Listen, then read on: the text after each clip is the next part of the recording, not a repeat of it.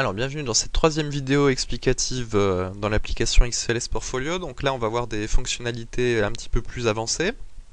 Donc une fonctionnalité que vous pouvez avoir l'occasion d'utiliser, donc c'est la fonctionnalité de reprise. Donc ce qui se passe c'est que régulièrement je fais des mises à jour. Donc soit parce que des fois Bloomberg change son site et du coup la reprise des valeurs depuis Bloomberg ne marche plus. Donc quand ça arrive, vous inquiétez pas, il n'y a pas besoin de tous m'envoyer des mails en même temps. Et vu que moi aussi j'utilise l'appli tous les jours, je vois bien que ça marche pas. Et donc en général sous 96 heures, je renvoie directement dans vos boîtes aux lettres un nouveau fichier. Et donc ce qui se passe, c'est qu'il va falloir migrer vers le nouveau fichier. Donc la technique en fait, c'est que donc il faut ouvrir le nouveau fichier que je vous envoie. Et forcément, toutes les valeurs que vous allez retrouver, il n'y aura plus les vôtres, il y aura les miennes. Et donc ce qu'il faudra, c'est cliquer sur ce bouton ici, donc qui s'appelle reprise. Donc vous ouvrez le fichier que je vous ai envoyé, vous cliquez sur reprise, et là en fait vous allez sélectionner votre propre fichier. Et une fois que vous cliquerez sur ouvrir, toutes les données de votre fichier à vous, elles vont se reporter sur le fichier que je vous ai envoyé, et donc du coup vous n'avez aucune ressaisie à faire, vraiment tout se fait automatiquement. Donc ça, première fonctionnalité. Et après il y a une autre fonctionnalité. Ici, là, vous voyez les actions. Le secteur, il s'est déduit à partir de l'industrie. Donc ça, l'industrie, c'est quelque chose qui a été donné par Bloomberg. Et donc, par exemple, pour Vivendi, donc, il nous la classe dans Telecom Services. Et ici, dans l'onglet secteur, là, j'ai listé toutes les industries. Et du coup, le système, l'application Excel, elle sait que Telecom Services... Ah, attends pour moi... Elle sait que Telecom Services, ça appartient au secteur services de télécommunication. Et donc du coup, c'est ce qui permet de le mettre ici. Et occasionnellement, ça arrive que le secteur qui va être associé à l'industrie, là, mettons, il vous plaît pas. Je sais pas pourquoi. Il y a des cas un petit peu particuliers. Par exemple, si on va prendre la société Visa, d'un côté, on pourrait la mettre comme valeur technologique. Mais en même temps, on pourrait aussi la mettre comme valeur financière. Donc on a des petits cas comme ça qui sont ambigus. Donc du coup, là, si ça vous plaît pas, le secteur qui a été déterminé par l'appli, vous pouvez le changer. Donc il faudra repérer l'industrie qui a été mise ici.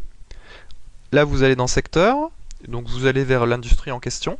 Et ici, vous changez. Par exemple, là, je sais pas, c'était Security Services. Mettons que vous considérez que ça fait pas partie des biens de consommation de base. Et vous remplacez, puis là, vous mettez industrie. Et donc du coup, toutes les actions qui seront de cette industrie-là, elles auront comme secteur industrie. Donc voilà pour cette deuxième fonctionnalité. Alors troisième point, cette fois-ci bien plus complexe.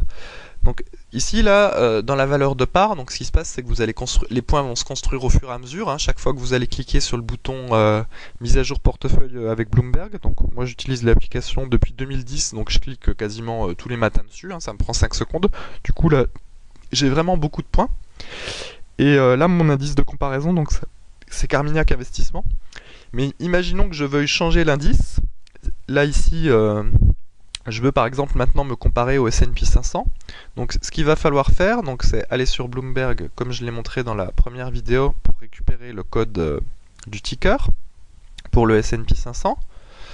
Donc S&P, voilà. Donc là je vais prendre mon code. Je fais édition collage spécial. Et là, chaque fois que je vais cliquer, donc soit sur mise à jour portefeuille, ou même je peux cliquer directement ici sur mise à jour de la valeur de part. Et là, vous voyez, il allait me chercher le cours, entre guillemets, de l'indice S&P 500. Le problème, c'est que là, tous les historiques, ils sont sur Carmignac Investissement. Et donc, du coup, la valorisation de l'indice de comparaison ne veut plus rien dire. Donc, l'idée, ça va être comment faire pour mettre les bonnes valeurs ici. Alors vous pouvez tout saisir à la main, ça va vous prendre un certain temps, ou sinon la solution c'est d'importer un fichier de cours. Donc j'ai expliqué ici un petit peu comment fallait faire. Donc il va falloir aller sur finance.yahoo.com, donc ici. Voilà, donc finance.yahoo.com. Vous allez chercher l'indice S&P 500 ou l'autre indice que vous voulez considérer. Et ici il va falloir cliquer sur prix historique. Là, bon bah là j'ai pas besoin que ça démarre depuis 1950, hein, je peux prendre directement 2012, ça suffira. Là je vais faire get price. Là je vais faire download to spreadsheet. J'enregistre ça sur mon disque dur, voilà. Et en fait là maintenant je vais cliquer sur importer et je vais aller chercher le fichier que je viens d'importer. Et donc normalement, voilà, normalement il me renseigne les trous manquants. Alors ce qui se passe, c'est comme là j'ai mis des dates au hasard, je pense que ça devait correspondre peut-être à des samedis ou dimanches ou des jours comme ça pour lesquels il n'y avait pas de valeur. Donc c'est pour ça que c'est vide là. Mais donc en théorie, si vous avez utilisé des vraies journées de cotation, là ce sera pas vide. Mais au pire, dans ce cas-là, c'est pas compliqué, les quelques cases vides, eh ben, vous les remplissez en prenant la valeur du dessus. Et donc ça restera à peu près cohérent. Bon là sur 8 valeurs, ça fait on a l'impression que c'est pas cohérent, mais si vous avez 300 valeurs et qu'il y en a 10 qui manquent, c'est pas très grave, ça va pas tout casser le graphique. Ça va pas trop perturber l'analyse de la performance, c'est ce que je voulais dire. Et donc voilà, donc cette fois-ci maintenant l'indice de comparaison c'est le S&P 500. Donc ça c'était la troisième fonctionnalité que je voulais vous montrer.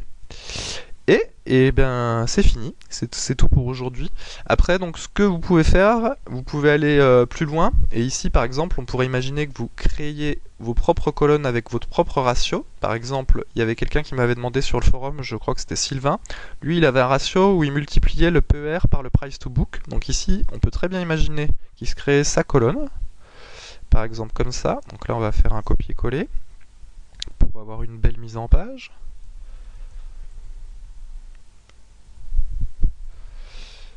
Hop. Donc là clairement je pense que 0,1% des utilisateurs de la feuille ont besoin de faire ça.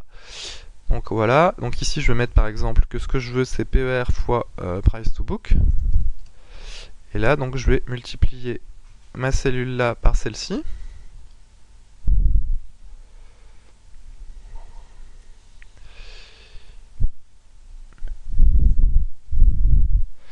Et voilà, et donc je me suis rajouté mon propre petit ratio. Après je sais qu'il y a aussi des personnes qui...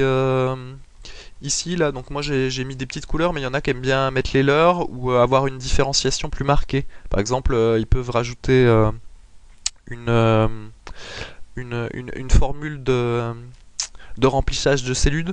Genre on peut mettre entre 0 et 10% on met vert foncé, entre 10 et 20% on met vert clair, entre 90 et 100% on met rouge, donc on peut aller beaucoup plus loin dans le dégradé. Donc ça c'est des petites modifs, c'est ce style de modif aussi qu'on peut faire sur la feuille sans la casser.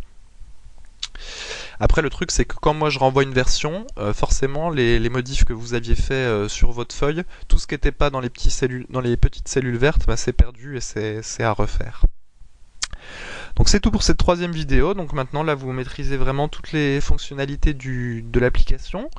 Donc si vous avez des problèmes sur l'application ou des suggestions, et ben c'est facile, vous allez sur le forum Devenir Rentier, donc vous tapez XLS Portfolio et il y a une discussion qui est dédiée à l'application. Donc là, pas de chance, je retombe pas dessus. Mais on va y aller, je vais vous montrer où c'est. Ici, donc vous allez dans portefeuille. En général, le lien, je le donne dans le mail que je vous envoie. Mais voilà, XLS Portfolio suit facilement son portefeuille d'action. Donc là, le premier message, il date de 2010 parce que c'est à ce moment-là que j'ai créé la feuille Excel. Mais donc régulièrement, il y a des personnes soit qui parlent sur ce sujet de quelques petits problèmes qu'ils peuvent rencontrer, ou soit de suggestions que souvent je prends en compte. Eh bien, je vous souhaite une bonne utilisation de l'outil et j'espère que vous partagerez votre portefeuille d'action sur les forums et je vous dis à bientôt.